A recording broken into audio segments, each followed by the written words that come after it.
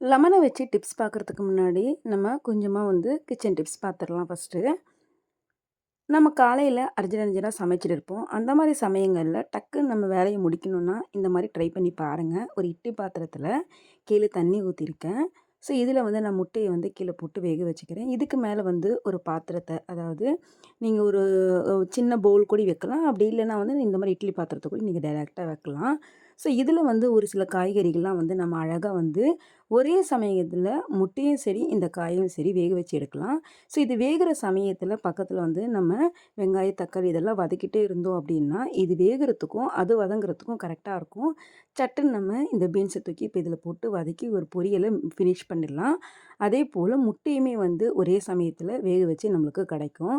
இதனால் நம்ம நேரத்தை மிச்சப்படுத்துறது இல்லாமல் நம்மளோட கேஸையுமே நம்ம மிச்சப்படுத்தலாம். இதுலேயே நீங்கள் உருளைக்கிழங்கு ஒரு சில காய்கறிகள்லாம் இதே மாதிரி கூட நீங்கள் வேக வச்சுக்கலாம். ட்ரை பண்ணி பாருங்கள். அடுத்து நம்ம முந்தின நாள் வச்ச சப்பாத்தியை மறுநாள் சாப்பிடும்போது அந்த டேஸ்ட்டு கிடைக்காது. எப்பொழுதுமே சப்பாத்தி நம்ம ஃப்ரெஷ்ஷாக சாப்பிடும்போது அது ஒரு தனி டேஸ்ட்டாக இருக்கும். அதை எப்படி கொண்டு வரதுன்னு நான் சொல்கிறேன். இப்போ இது எங்கள் வீட்டில் முந்தின நாள் செஞ்ச சப்பாத்தி. இதை மறுநாள் நான் எப்படி சூடு பண்ணுவேன் அப்படின்னு நான் சொல்கிறேன். ஸோ அதுக்காக ஒரு அலுமினியம் ஃபாயில் பேப்பர் இருந்தால் எடுத்துக்கோங்க. இப்போ இந்த அலுமினியம் ஃபாயில் பேப்பரில் நான் எடுத்து வச்சுருக்க இந்த சப்பாத்தியை இதில் போட்டு நான் நல்லா உருட்டி எடுத்துக்கிறேன். ஸோ இந்த மாதிரி உருட்டிட்டு 2 சைடுமே லாக் பண்ணி விட்டுருங்க. இப்போ இதை இட்லி பாத்திரத்தில் ஒரு 5 நிமிஷம் நீங்கள் வச்சு எடுத்தீங்க அப்படின்னா நம்ம ஃப்ரெஷ்ஷாக சுட்டா எப்படி இருக்குமோ சப்பாத்தி அதேமாரி நல்லா ஃப்ரெஷ்ஷாக இருக்கும். ஸோ இப்போ நான் எடுத்து காட்டுறேன் பாருங்கள். ஸோ ஒரு சில டைமில் ஃபங்க்ஷன் டைம்லாம் நம்ம செய்கிறோன்னா நிறைய மீதமாயிடுச்சுன்னா இந்த மாதிரி கூட நீங்கள் ட்ரை பண்ணலாம். ட்ராவல் பண்ணுறீங்க அப்படின்னா கூட நீங்கள் இந்த மாதிரி கூட எடுத்துகிட்டு போகலாம். ட்ரை பண்ணி பாருங்கள். அடுத்து நம்ம வீட்டுக்கு வரக்கூடிய இந்த பழங்கள்லாம் ஒரு சில பழங்கள்லாம் சொல்ல நிறைய பழங்கள் மருந்து தெளித்து தான் வரும். ஸோ இது எந்த பழமாக இருந்தாலும் மருந்து தெளித்து வருது இல்லையோ நம்ம வீட்டுக்கு வந்ததுமே இந்த வேலையை ஃபஸ்ட்டு பண்ணிடுங்க. ஒரு பாத்திரத்தில் அந்த பழம்லாம் முழுகிற அளவுக்கு தண்ணி சேர்த்து கொஞ்சமாக வினிகர் சேர்த்து ஒரு 10 நிமிஷம் ஊற வச்சு விட்டுட்டு அதுக்கப்புறம் தொடச்சிட்டு நீங்கள் ஸ்டோர் பண்ணிங்க அப்படின்னா அது மேலே தெளிச்சிருக்க அந்த மருந்து எல்லாமே போயிடும்.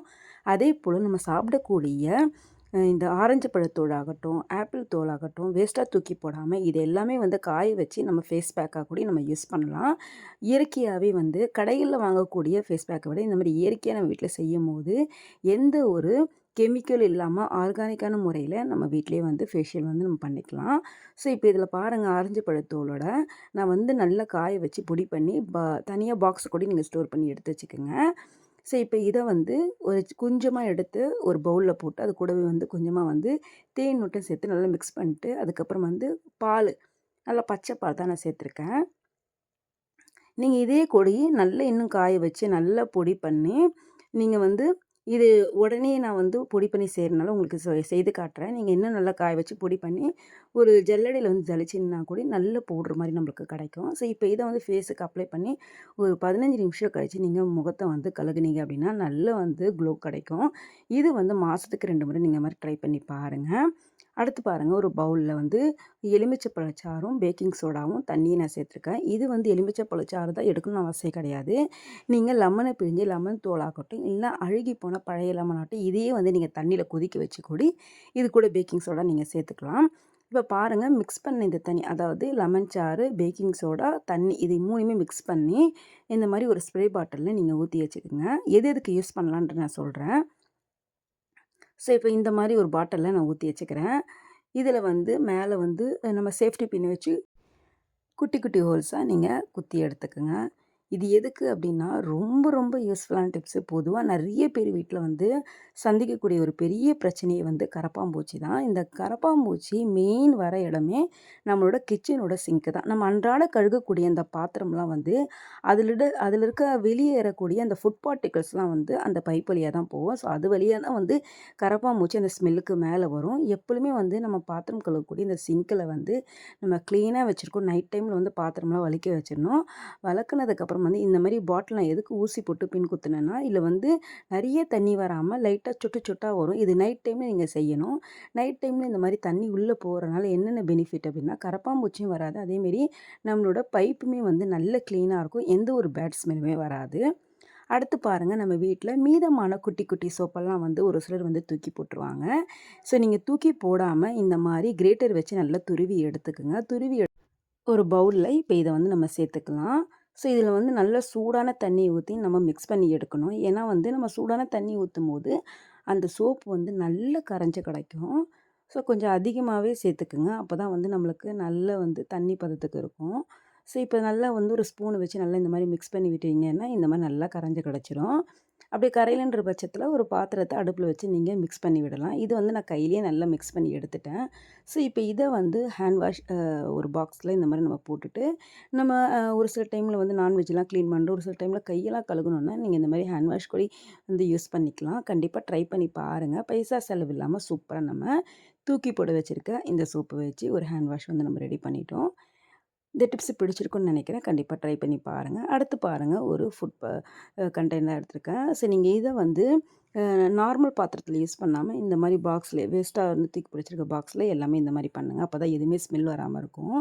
இப்போ 1 டேபிள் ஸ்பூன் அளவு பேக்கிங் சோடா, கொஞ்சமா வந்து கம்ஃபர்ட் தான் சேர்த்துருக்கேன். இது கூடவே வந்து லெமன் சாறு கொஞ்சம் சேர்த்துருக்கேன். அதான் லெமன் இல்லன்னா, நீங்க லெமனோட சாறு கூட நீங்க இதில சேர்த்துக்கலாம். ஸோ மிக்ஸ் பண்ணிட்டு ஒரு ஸ்ப்ரே பாட்டில்ல இந்த மாரி ஊத்திக்கிறேன். இப்ப இத வந்து நம்ம எதுக்கு யூஸ் பண்ணலாம் அப்டின்னா, ஒரு சிலர் பார்த்தீங்கன்னா, அதிக விலை குடுத்து உடனேலாம் வாங்குவாங்க. வாஷ்ரூம்ல வைக்கிறதுக்கு. ஸோ அந்த மாரி இல்லாம, அதே சமயத்தில நம்மளோட வாஷ்ரூம் வந்து ஃப்ரெஷ்ஷாவும் இருக்கணும், கிளீனாவும் இருக்கணும் அப்டின்னா, இந்த மாரி ஒரு சொல்யூஷன் ரெடி பண்ணி ஸ்ப்ரே பாட்டில்ல ஊத்திட்டு, இப்ப பாருங்க, நான் ஹேண்ட் வாஷ் கழுவோம்ல அந்த டேப்ல தான் வந்து நல்ல இந்த மாரி இந்த சிங்க் மேல இதெல்லாம் வந்து நல்லா ஸ்ப்ரே பண்ணி விட்டுட்டு, நல்லா தேய்ச்சி விட்டுட்டு, ஒரு 10 நிமிஷம் பொறுத்து நீங்க கழுகுனீங்க அப்டின்னா, நல்ல ரெஃப்ரெஷிங்கா இருக்கும். நல்ல வாசனையா இருக்கும் ஃப்ரெண்ட்ஸ். ஸோ இந்த டேப்மே நம்ம வழியாவுமே வந்து பைப் வழியாவுமே வந்து பேட் ஸ்மெல் வரும். ஸோ இந்த மாரி அப்பப்போ நீங்க வாரத்துக்கு ஒரு முறை கிளீன் பண்ணீங்க அப்டின்னா, நல்ல வந்து வாசனையா இருக்கும்.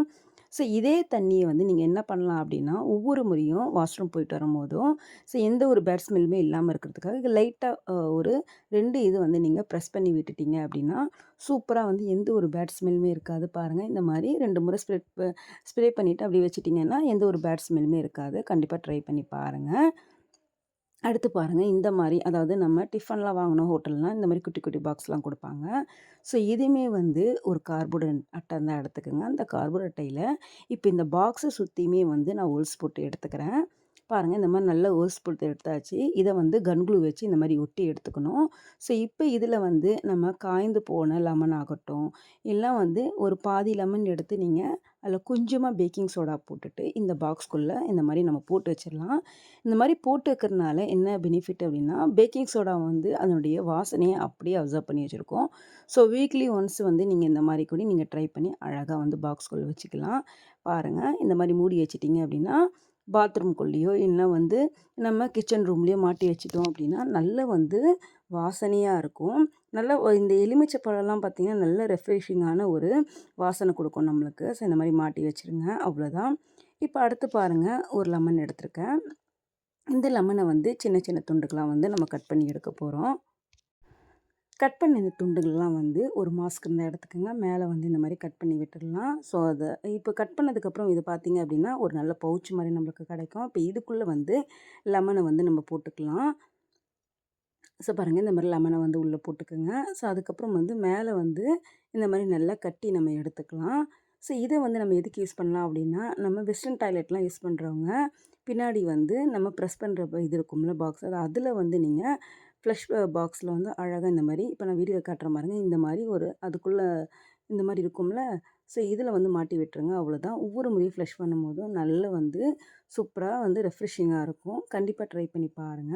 அடுத்து இந்த மாரி ஒரு 5 டம்ளர் அளவு தண்ணீல ஒரு முழு லெமன் இல்ல பாதி லெமன் இது வந்து கொஞ்சம் பெரிய லெமன்றனால பாதி லெமன கட் பண்ணி போட்டுருக்கேன். சின்ன லெமனா இருந்தா முழு லெமனே கட் பண்ணி போட்டுக்கோங்க. இந்த தண்ணிய நல்லா வந்து கொதிக்க வச்சு எடுத்துக்கணும். ஸோ இது வந்து நம்ம எதுக்கு யூஸ் பண்ண போறோம்னா, எப்படி வந்து கிச்சன் சிங்க்ல வந்து கரப்பான்பூச்சி வருதோ, அதே போல பாத்ரூம்ல வந்து நம்ம ஹேண்ட் வாஷ் பண்ணுவோம்ல, அதுவும் சரி, இல்ல வந்து நம்ம தண்ணி போகும்ல பைப்பு, ஸோ அந்த இடத்துலயுமே வந்து கரப்பான்பூச்சி அதிகமா வரும். அந்த இடத்துலலாம் வந்து கரப்பான்பூச்சி வராம, அதே சமயத்தில மெயின் பார்த்தீங்கன்னா, பேட் ஸ்மெல் எதுவுமே வந்து கேஸ் வெளியாகாம வர்றதுக்காக இந்த மாரி நல்லா கொதிக்க வச்ச இந்த லெமன் தண்ணிய ஊத்துறதுக்கு முன்னாடி 1 டேபிள் ஸ்பூன் அளவு பேக்கிங் சோடாவும் சேர்த்து நீங்க ஊத்துனீங்கன்னா, அடைப்பு எது இருந்தாலும் போயிரும். அதேபோல எந்த ஒரு பேட் ஸ்மெல்லுமே வராது. கரப்பான்பூச்சி எதுவும் தொல்லையுமே இருக்காது ஃப்ரெண்ட்ஸ். கண்டிப்பா ட்ரை பண்ணி பாருங்க. ஸோ இந்த மாரி ஊத்திட்டு ஒரு கொட்டாங்குச்சிய மேல வச்சுட்டு அப்படியே மூடி வச்சுருங்க. அவ்வளோதான். ஓகே ஃப்ரெண்ட்ஸ், இந்த வீடியோல சொன்ன எல்லா டிப்ஸுமே கண்டிப்பா உங்களுக்கு பிடிச்சிருக்கும்னு நினைக்கிறேன். பிடிச்சிருந்தா மறக்காம நம்ம சேனல சப்போர்ட் பண்ணி சப்ஸ்கிரைப் பண்ணிக்கங்க. நெக்ஸ்ட் இன்ட்ரெஸ்டிங்கான யூஸ்ஃபுல்லான வீடியோல பார்க்கலாம். தேங்க்ஸ் ஃபார் வாட்சிங்.